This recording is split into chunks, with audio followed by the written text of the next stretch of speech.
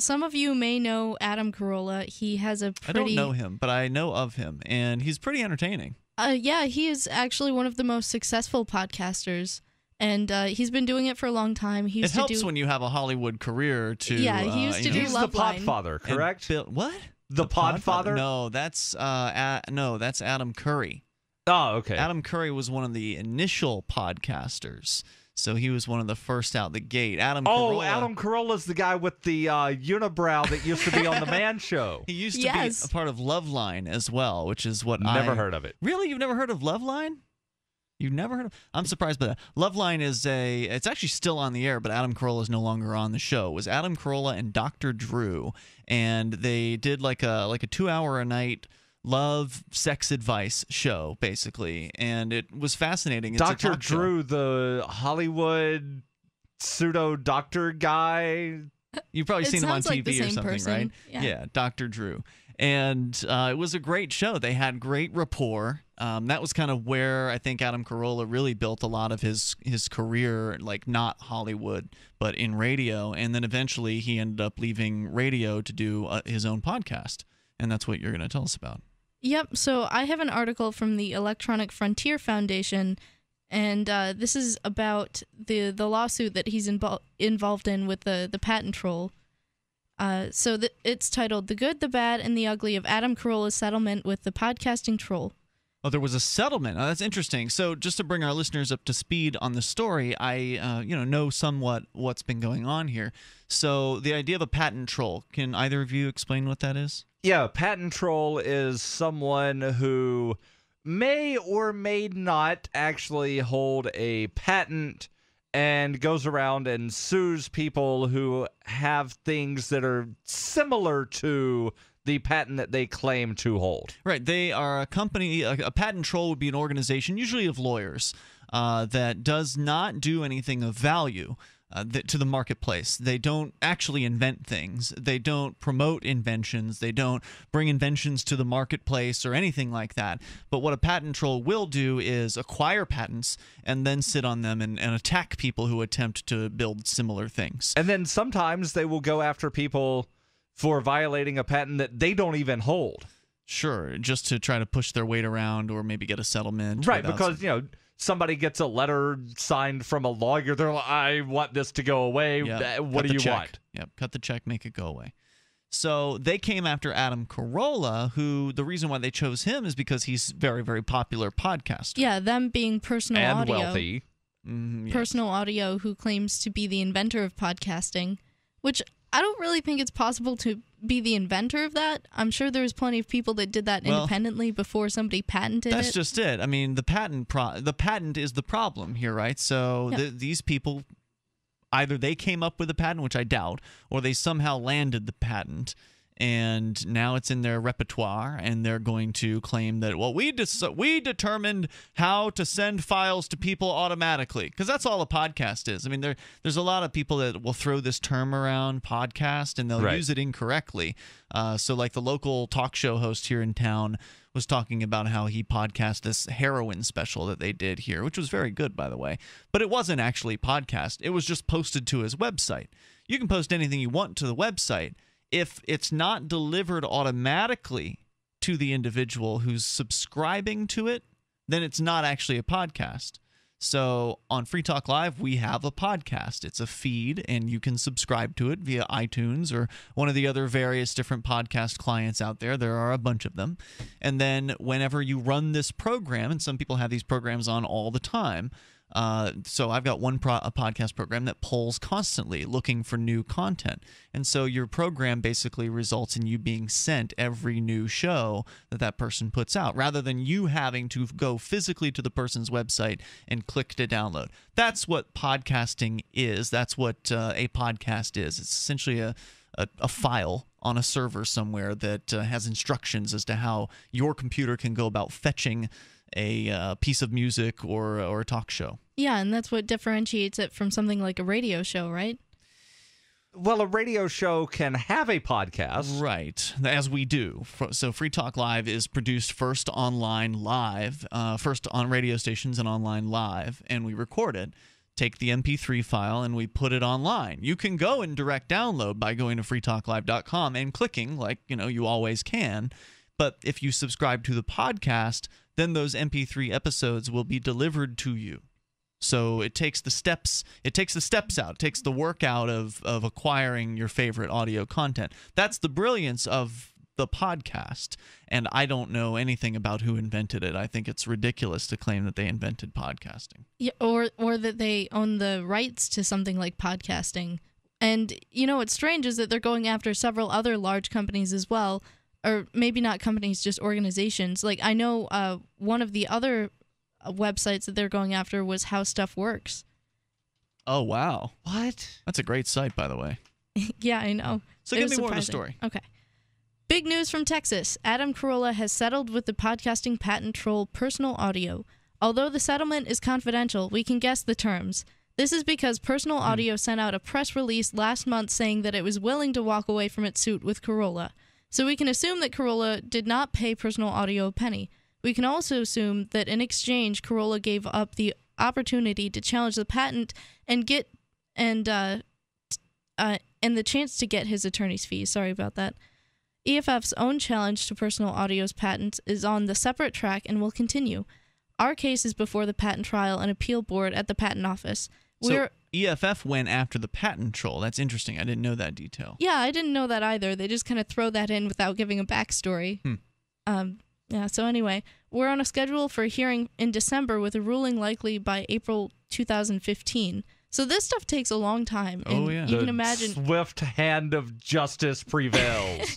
You can imagine how much time Adam Carolla spent fighting off the patent trolls. Like he has It was lawyers. Interesting because he was able to raise money by asking his listeners to donate through Amazon. So it actually didn't cost them anything, and he ended up raising so much money to fund this lawsuit, which was how he's able to go on so long that they were willing to settle. I wonder how much he spent on this. I mean, because I know he was raising, $500,000? He said it was over $500,000. Yeah. I mean, that seems so crazy. I can't even, it's mind-boggling to think about paying lawyers that much money. Yeah, and that's how they usually win their settlements, is by dragging it out so long that the other person can't pay it. Yeah. It's really crazy to me, but anyway, the story goes on. Carolla and Personal Audio have agreed to take a quiet period where they won't make any public statements about the settlement before September 30th, 2014.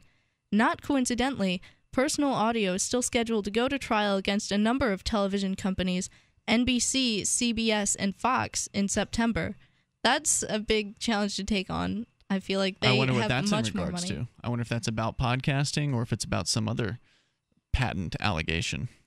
That's a very good question. I don't know. Yeah, we should look maybe into they're this going during the to break. claim to own the airway or the air that all of the television waves are going through Let's somehow. come back. You can share your thoughts. 855-450-FREE. Ellen, is there more about Adam Carolla here? Yeah, we're just getting into the good Great. part. We'll get into that then. Here in moments, your calls and thoughts, whether it's on patenting or intellectual property, whatever happens to be on your mind goes. Toll-free number is 855-450-FREE. You take control of Free Talk Live. We're talking about patent trolls, and the one in particular that we're discussing is a company that had sued Adam Carolla, one of the Personal Audio. Personal Audio is their the supposed name of this company, and they don't actually seem to bring anything of value to the world except for lawsuits and threats against people who actually do bring value to the world. And Adam Carolla, I wanted to say Kokesh for a moment there, but not the same person. Adam Carolla, sort of a comedian, Hollywood guy, and radio personality all mixed into one. He's been doing a podcast for a few years now, so they targeted him first, and they went after him, and there's now been a settlement in that case. Ellen is sharing with us a story from, what was the source? Electronic Frontier Foundation? Yep. And they apparently it sounded like they were either following or backing up Adam Carolla's case in some way. Now they are suing this Personal Audio company, or they're actually not suing them. I guess they're going after them in some sort of patent court, some kind of administrative patent challenge. Right. That would still kind of be a lawsuit in some kind of way. Mm-hmm. They're bringing a complaint, basically. Right. They have filed a complaint. They actually filed it last year in the Patent and Trademark Office, And I've got updates on that we can get into after Ellen continues with this story. Yeah. Right. Well, Ellen said we're about to get into the good part here. So Yeah, this is actually titled The Good, so that's why I say it's the good part. Wait, so was the first part the bad or the ugly? Because this is No, called we the good, haven't the bad, gotten and to ugly? the bad yet. That's Okay, at that the was end. the ugly part. Was Yeah, the which first part? usually you put the bad news first and the good news last, right? Okay. They did it backwards in this article. Carolla, his team, and everyone who donated in support deserves massive credit for putting up with such a strong fight. The podcasting community showed that it would not be shaken down. Patent litigation is very expensive, and most troll targets settle early just to avoid the cost of defense. By fighting back, Carolla forced Personal Audio to actually mount a case and establish that it deserved money. Right. Most of the time, these companies will just send a threatening letter and get what they want out of that. But as he's pointing out here, the fact that Carolla didn't crumble under the pressure, that he continued on, meant they ended up sort of backing down. Right. That turned out to be too hard for the troll. As you probably know, podcasting's not an especially lucrative business. Personal Audio, however, appears to be unaware of this. In its July press release, the company wrote, "When Personal Audio first began its litigation, it was under the impression that Carolla, the self-proclaimed largest podcaster in the world, as well as certain other podcasters, were making significant money from infringing Personal Audio's patents. After the parties completed discovery, however, it became clear that this was not the case. As a result, Personal Audio began to offer dismissal from the case to the podcasting companies involved, rather than to litigate over the smaller amounts of money at issue," which I think is pretty funny because, they go into this like basically being the bully, saying we've got all this money, and if you don't give us what we want, you're gonna have to pay basically like $500,000 to be able to fight this. And they found out very quickly that there's no money in that. Well, that really just shows what this is all about, right? I mean, the idea behind patenting is supposedly to protect the inventor from some sort of infringement by other people. I mean, I think the idea that you should be protected is ridiculous. Yeah, as in other people are making money off of your idea? But that was the idea, was to protect the inventor. But here, the patent troll really shows that they're really all about making money and not about actually protecting an invention. Because if it were about some sort of principle, then they would have gone through with the suit. They would have said, well, it doesn't matter, Mr. Carolla, that you're only making $10,000 a year, and that barely pays for our attorney. That doesn't even pay our first month of attorney's fees. This is about principle. We own this here patenting process, and we're going to take you all the way through the court process. But they didn't. They bailed out because they realized they couldn't cash in. Now, if patents, and I'm not a fan of patents and copyright in the way that they are implemented right now. But if you go back and you look through the history of patents and copyright, then initially a patent and a copyright was extended for a specific term of years. Okay. Generally between 7 and 14. Oh, right. So for instance, Ian, you invent a product. Then you would have a patent on that product for 7 years, which would give you time to make sure that you were the first to market and able to make some money on whatever it is that you invented before competition came in. That's the proposal, yeah. That's the initial idea. way that patents were implemented.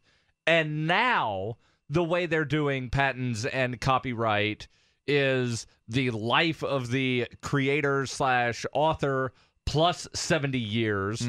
Or if it's a corporation that holds the thing, then it's for 125 years. And that's for both copyright and patents? Yes. So generic medications? Medication is a little different. I think it's like 17 years on that. And that barely covers the testing period. Sure. So that if they wind up going through like one phase of testing and realize, we need to change something, then they either just have to scrap the thing altogether or try to make it different enough so that they can get another patent. Otherwise, it's just thrown completely out the window.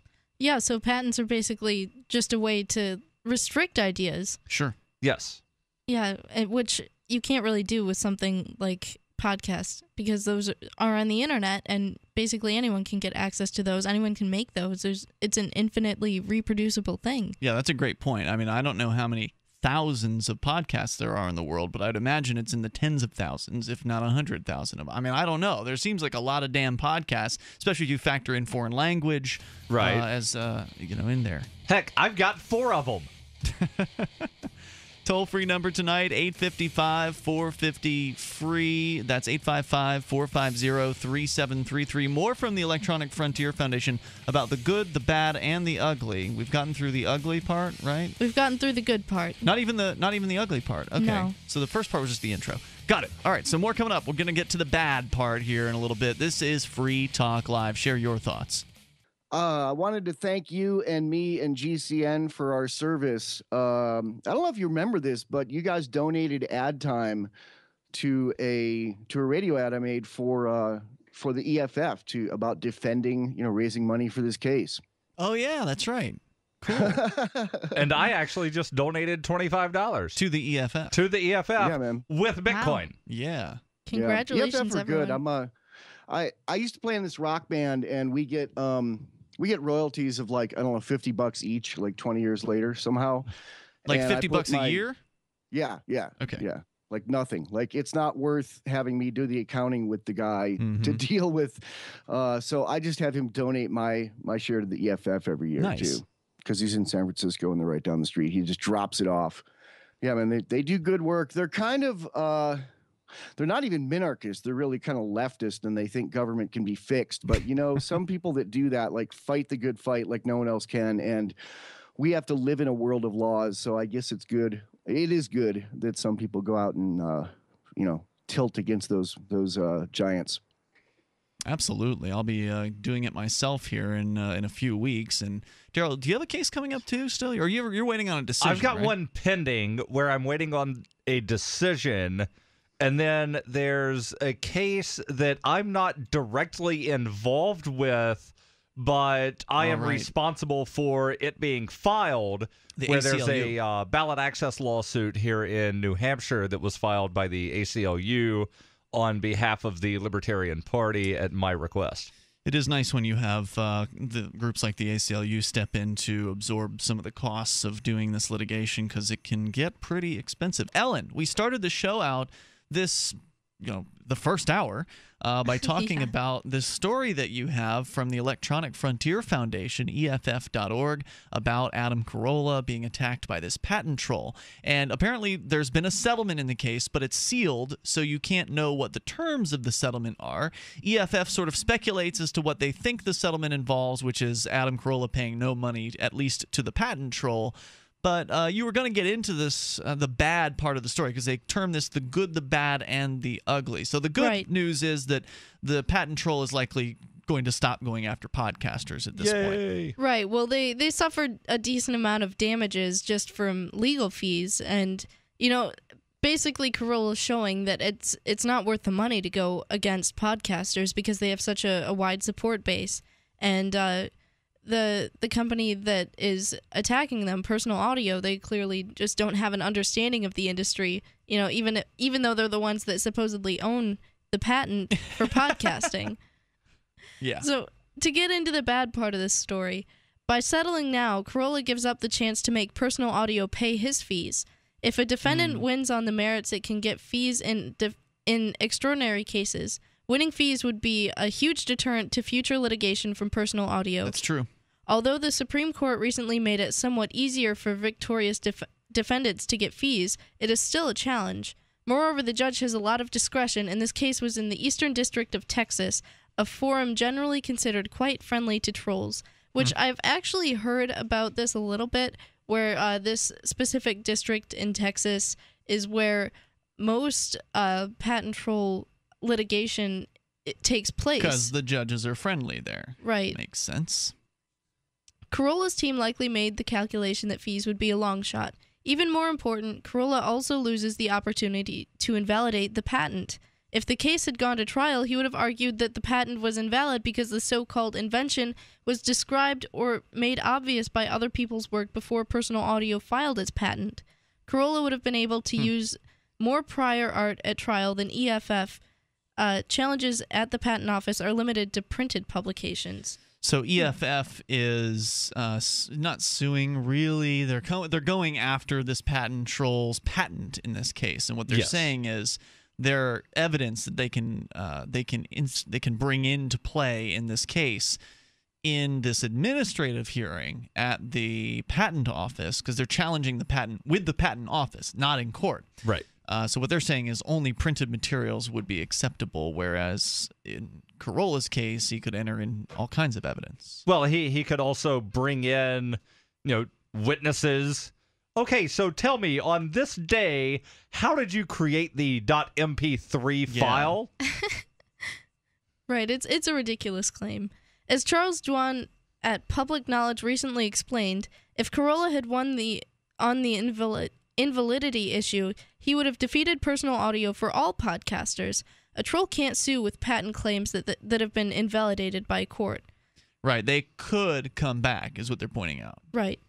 So not necessarily after Carolla, right, but against other people. So they could come after Free Talk Live. They could try. I got nothing to give them, though. Yeah. I don't own anything. For now, the television companies are still in the case and are headed to trial in September.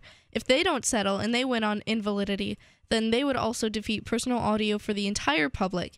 And EFF's challenge at the Patent Office will continue. So personal audio's claim to own podcasting is not necessarily saved by the settlement. But the ugly part, or the most disappointing aspect of today's settlement, is how unsurprising it is. Almost every defendant, no matter how strong their case, ends up settling with patent troll. Litigation patent cases is extraordinarily expensive. Yeah, litigating patent cases is extraordinarily expensive. Carolla raised almost $500,000, and that still would not have been enough to fund a case through trial. Crazy.